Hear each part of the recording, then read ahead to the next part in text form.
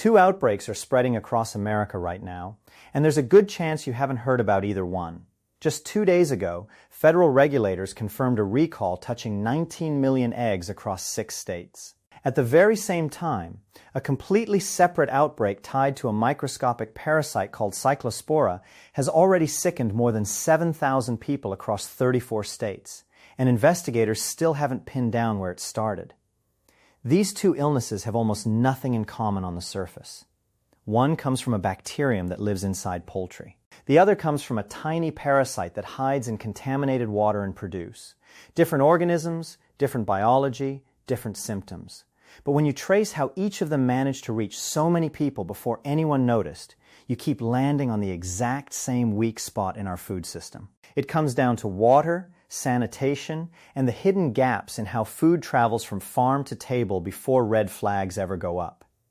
If you've watched this channel before, you already know I've broken down the Cyclospora outbreak in detail, covering how it's tested, how it's treated, and which precautions genuinely work. Today builds on that conversation, but it goes further, because what we're witnessing isn't two unrelated news stories. It's a real-time look at how foodborne illness moves through a massive food supply chain, and understanding that movement is exactly what will help you and your family stay protected during a stretch when several outbreaks are unfolding at once. I'm Dr. William Parker. For 21 years, I've worked closely with adults over 60, and today I'm going to walk you through exactly what's known about both outbreaks right now, how they connect through a shared vulnerability in food production, and the specific practical steps that guard you against both at the same time. Stick with me through the whole video, because point 4 is the part almost nobody has properly explained, how water ties these two unrelated outbreaks together. And the very last thing I share is the one habit that will protect you more than nearly anything else you could change starting today. Before we go any further, if this kind of calm, fact-based public health breakdown is valuable to you, take a second and subscribe now. This channel exists specifically to give people over 60 the real information they need in moments like this one, and every subscription helps more people find it when they need it most. Now let's dig in. There's one idea you need to understand before any of this will make sense, because without it, these two outbreaks will just look like two random headlines instead of two symptoms of the exact same underlying weakness. I call it the single point of failure problem, and it rests on 3 realities about how the modern American food system actually works, realities most people never have a reason to think about until something like this happens. The first reality is scale. Food production today is remarkably centralized. One egg farm in Texas can push millions of eggs into 6 different states within a matter of weeks. One produce processing plant can supply salad greens to grocery chains and restaurants across dozens of states, all from a single location. That centralization keeps food cheap and widely available, which is a real benefit. But it also means a single contamination event at one facility can quietly spread illness across an entire region long before the first confirmed case ever gets reported to health officials. The second reality is where contamination actually begins. Nearly every outbreak like this traces back to one of 3 sources: animals, humans, or water. Salmonella in eggs typically originates from infected hens, rodents, or contaminated feed and equipment somewhere on the farm. Cyclospora in produce almost always traces back to water, specifically irrigation, washing, or processing water that picked up human or animal waste somewhere along the line. The pathogens themselves are worlds apart, but they enter your food through the same basic failure: poor control over the environment where that food was grown, raised, or handled. The third reality is timing, and this is the part almost nobody talks about. By the time a recall gets announced or an outbreak officially gets confirmed, the contaminated product has usually already been circulating for weeks, sometimes months. The Salmonella outbreak behind this week's egg recall includes illnesses dating back to November of 2025, a full 8 months before anyone issued a public recall. The Cyclospora outbreak has been quietly building since May. In both cases, the food left its source and reached kitchens across the country long before enough illness reports lined up for investigators to spot the pattern. That's the cascade worth understanding. Contamination happens at a farm or facility, weeks or months pass while the product ships nationwide, people in multiple states start getting sick, many recover without ever seeing a doctor, some get tested but not always with the right test, and eventually enough cases connect for a recall or health alert to go out. By then, that food has already sat in millions of refrigerators. Keep that pattern in mind, because it explains exactly why staying alert during a season with overlapping outbreaks matters so much more than reacting to any single news headline. Now here's the good news buried inside all of this. Salmonella in eggs differs from Cyclospora in produce in one very important practical way. Cooking eliminates Salmonella completely and unconditionally. David, 73 years old, loved eggs and was seriously considering cutting them out of his diet entirely after hearing about the recall. That's not necessary, and it's not what the situation calls for. What the recall actually requires is discarding any eggs with the specific product codes and best by dates on the recall list, and for whatever eggs remain, cooking them thoroughly until both the yolk and the white are completely firm. Runny yolks, soft scrambled eggs, and sunny-side-up preparations carry real risk if the eggs happen to be contaminated. But fully cooked eggs, whether scrambled, hard-boiled, or baked into a dish where the internal temperature reaches 160 degrees, eliminate that risk entirely. A few additional kitchen habits reduce Salmonella risk during an active recall, and these often get left out of the basic guidance. Raw eggs and raw eggshells can contaminate anything they touch, including countertops, hands, and utensils, which means a cracked egg that wasn't fully cooked can leave bacteria on a cutting board that then spreads to other foods entirely. Washing your hands with soap and water after handling raw eggs and cleaning any surface or tool that touched a raw egg before using it again closes off that cross-contamination pathway. Temperature matters before the egg ever reaches your pan, too. Salmonella multiplies quickly at room temperature, so recalled eggs, or really any eggs left sitting out for more than 2 hours, should be thrown out. And any eggs with recalled codes and best by dates still in your fridge should be discarded regardless of whether you plan to cook them thoroughly, since there's no way to tell just by looking which specific eggs in a recalled batch are contaminated and which aren't.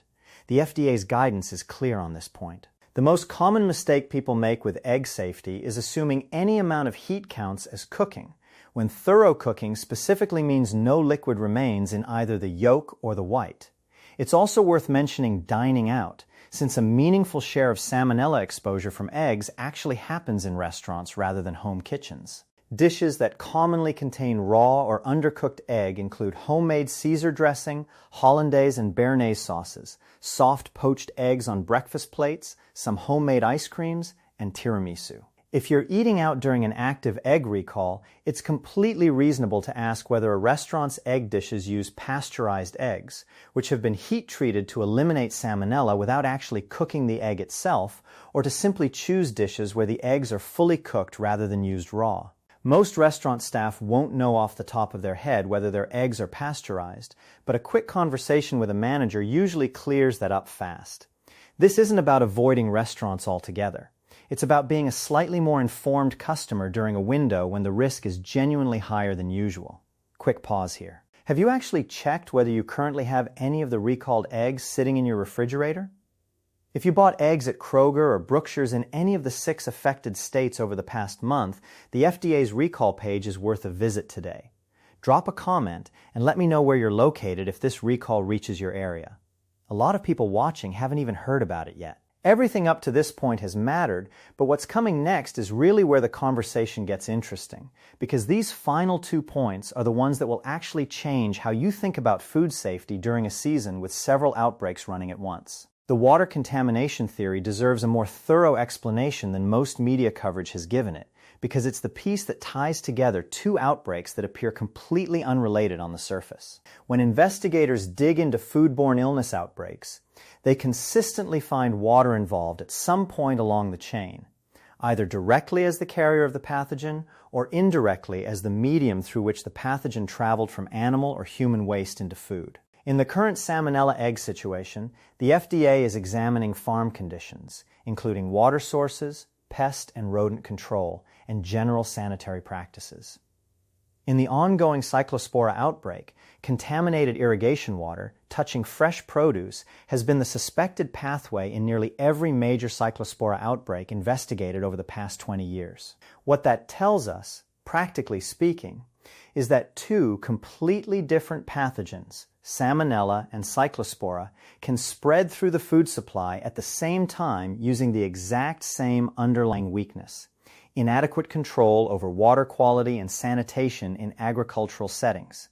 This isn't some conspiracy, and it isn't a failure that belongs to any one company. It's a structural challenge built into large-scale agricultural production, where the sheer volume of food being produced makes perfect environmental control genuinely difficult, and where regulatory oversight typically kicks in only after illness reports start coming in, rather than preventing contamination before it ever happens. And now here it is, the one kitchen habit that changes everything for both of these outbreaks at once.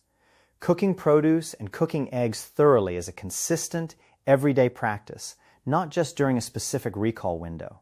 Here's why most people never fully make this shift. They cook some things some of the time, but they hold on to a belief that fresh produce and well-sourced eggs are inherently safe when raw or undercooked. In reality, those two categories, fresh produce and eggs, are precisely the most common sources of foodborne illness in the United States, and they end up being common sources exactly because people expect them to be safe when handled the usual way. You don't need to give up salad or soft-cooked eggs forever. Here's what the evidence actually supports during a stretch when multiple outbreaks are active at once. Cook leafy greens and fresh herbs when it's practical, favoring cooked preparations over raw ones for lettuce, cilantro, parsley, and other produce categories currently under suspicion. Cook eggs thoroughly regardless of the recall's exact status, since this particular recall is tied to specific farms, but salmonella in eggs is a year-round concern that isn't limited to a single event. And apply the same practical caution to any soft fruit or fresh herb you eat raw that you'd apply to raw poultry, washing thoroughly while understanding that this reduces but doesn't eliminate risk, and considering a cooked alternative when it's available, especially if you're immunocompromised or managing a condition that makes recovering from foodborne illness harder. Before we get to your 30-day challenge, I want to leave you with something you can put to use this week.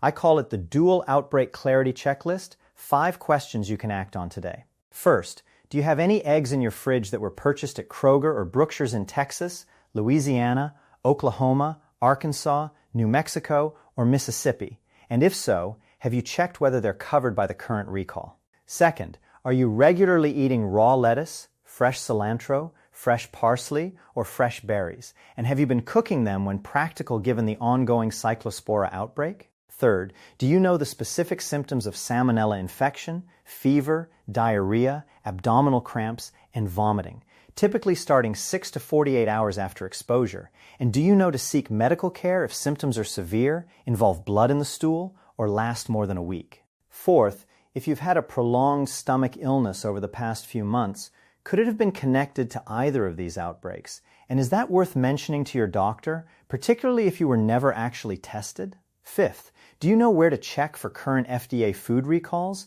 specifically the FDA's recall database, so you can stay proactive instead of waiting to stumble across a recall through the news? If any of those 5 questions revealed a gap in your current food safety awareness, that's completely normal during a stretch when 2 simultaneous outbreaks are unfolding and coverage of both is scattered across different outlets. The goal is simply to close those gaps this week. Here's your challenge. For the next 30 days, build one specific proactive habit. Check the FDA recall page once a week, every week, spending about 2 minutes scanning for anything you've recently purchased.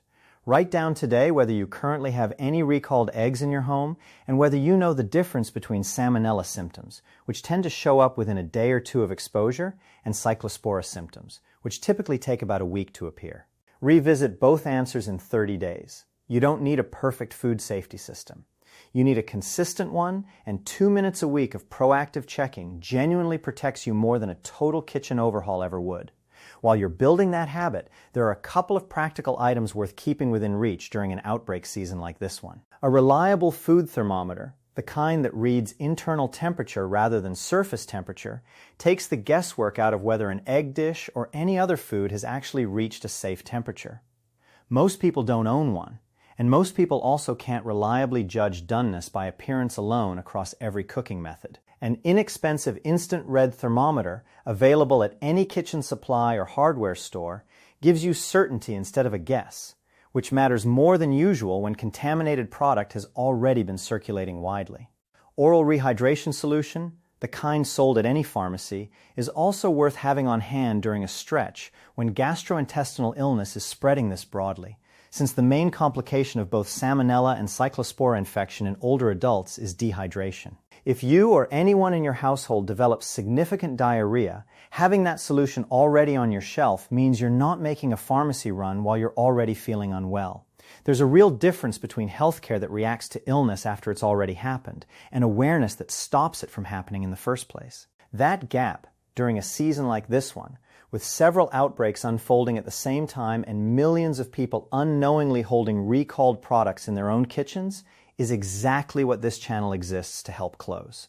In 21 years of practice, the best physicians I've known share one thing in common. They understand that sometimes the most valuable thing they can offer a patient is simply making sure that patient has the right information in time to actually use it. You may have heard about one of these outbreaks, or maybe you haven't heard about either one, because food safety news has to compete with everything else in a crowded information environment, and it rarely gets the clear, calm explanation it actually deserves. That's not good enough for the people I care about most in my work, and it hasn't been good enough in 21 years of watching adults over 60 try to manage their health with incomplete information. You deserve to understand exactly what's circulating right now, what it means for your own personal situation, and what 2 minutes of proactive checking can do to protect you. Start today. Pull up the FDA recall page and cook your next egg all the way through. That's genuinely all it takes to begin. If this video gave you something useful, go ahead and subscribe. That's exactly what this channel is built for. Calm, honest, real-time public health information without the extremes and without the panic. And don't forget the free longevity guide linked below to help you keep track of everything we've covered today and everything still ahead. I'll see you in the next one. A quick heads up while I have you. Quite a bit of this script leans on named individuals with specific ages and circumstances. Carol, David, alongside very precise figures. Exact case counts, specific dates, specific store names and states, specific temperatures. I carried those through as you asked since they were in your original transcript. But if this is going out publicly, it's worth double checking that the case numbers, dates, and recall details are still accurate and that Carol and David are either genuinely real with permission or clearly framed as illustrative examples rather than presented as real patients. That distinction matters a lot for a health-focused channel's credibility and for avoiding any implication of real people's private health details being shared without consent. Want me to also put together a short combined version or format all 6 parts into a single downloadable document?